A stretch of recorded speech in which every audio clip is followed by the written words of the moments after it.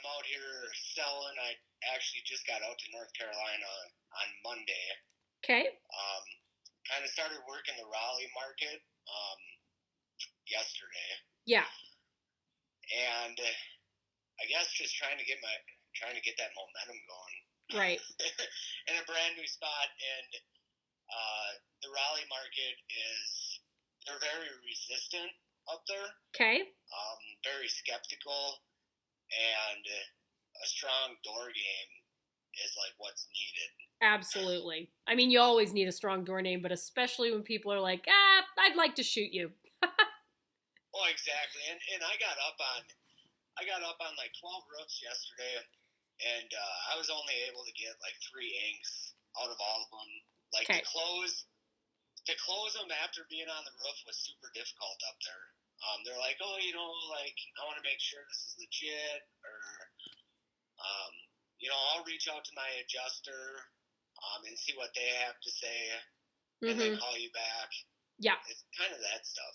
So it's like, how do you get around that? Yeah. Well, and not to interrupt what you're saying here, but so when I first got started, I started in Connecticut, but I was only up there for like a month, and I was kind of just doing ride-along. So when I actually started working my first season in Pennsylvania, I was in Central PA, and then the second year after that, I worked in Western PA, and that whole Pennsylvania market is exactly how you're describing Raleigh right now. Like, they had not had a storm like that in 42 years or something of that nature. So, like, nobody had ever, it's not like Dallas where people go, all right, we're ready for roofers to come and see how they're going to bribe me to get their roof done, right? So, that market was the same. And what I was finding was in the beginning, people kept saying to me, I think I'd like to call my insurance company first. And that's what they would say every time. And I was like, 0 for 15. I'm like, why are people saying that?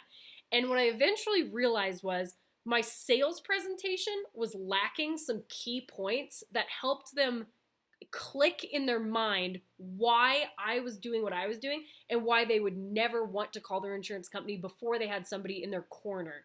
Does that make sense?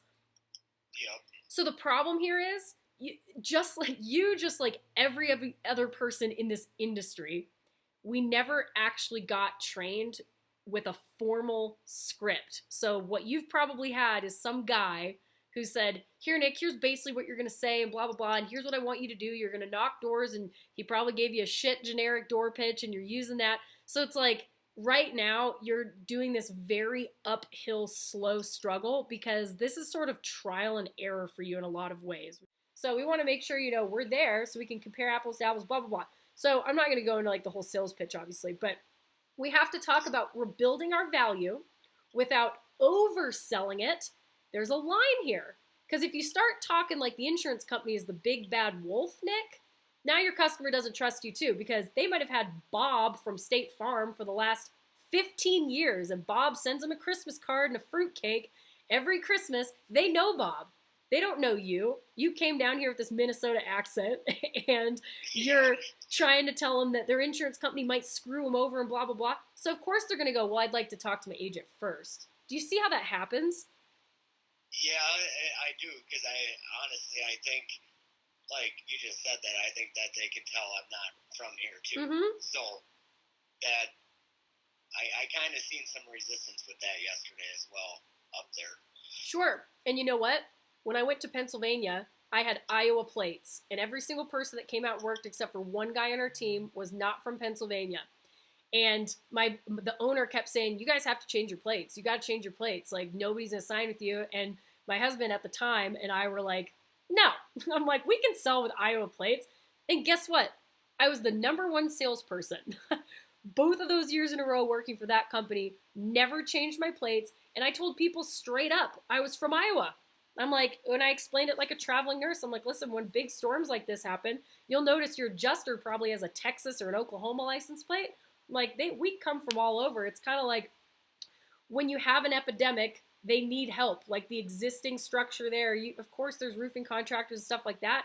There's people who put roofs on, but you guys haven't had a storm like this in a decade. There's not specifically storm restoration contractors who know how to deal with insurance claims out here.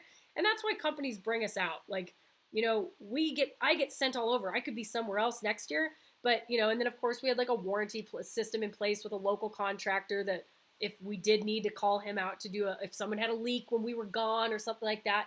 But I explained all of that honestly to my customers, and very few people had any issue with that. I don't even know.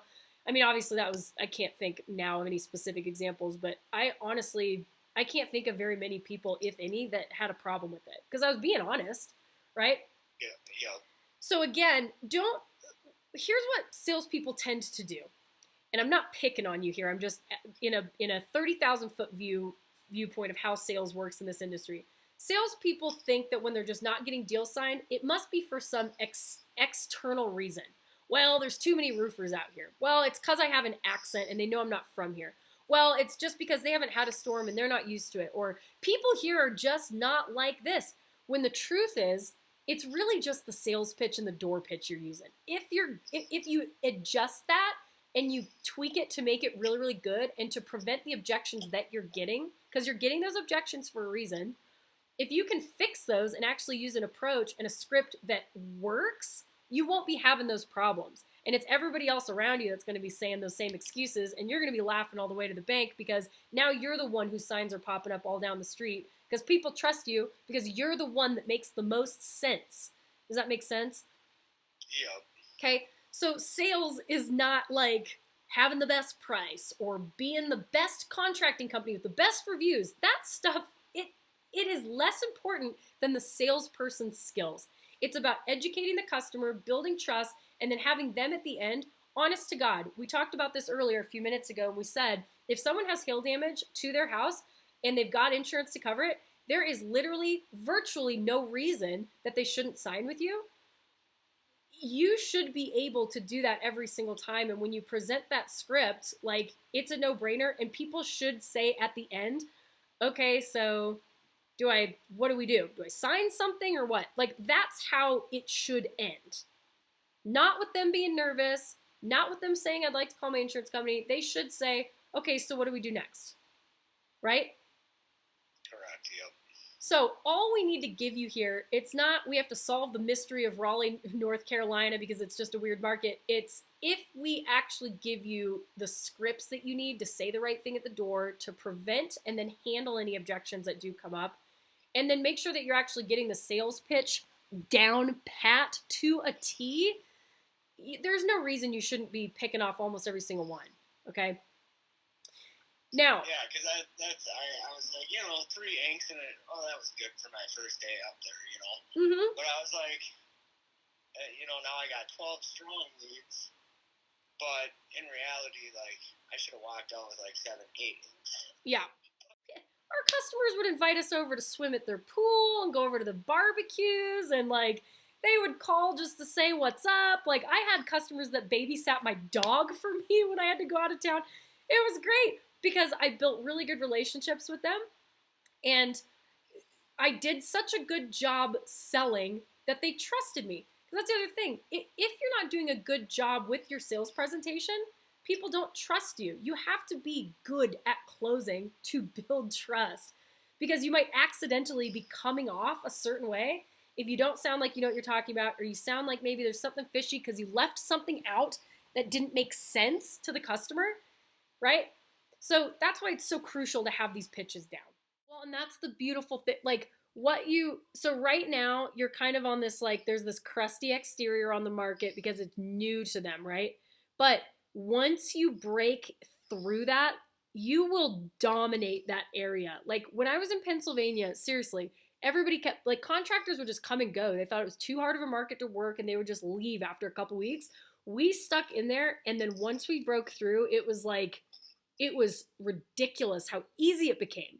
So you are in the right market. You need the tools right now to kind of crack into it. But when you do, you'll kill it down there. Like, I honestly mean that. These markets that are untouched, those are the best ones to be in, even if they seem tough in the beginning. So I promise things will turn around for you. I think Raleigh will be a lot of the same. Everybody's there. Bam, probably getting paid on the front end of all their deals. Yeah. Bounce in a month, and then, just show consistency and show, lock the neighborhoods down, and sooner or later it's going to be all yours. Exactly. I mean, you'll spread like wildfire. It'll be great.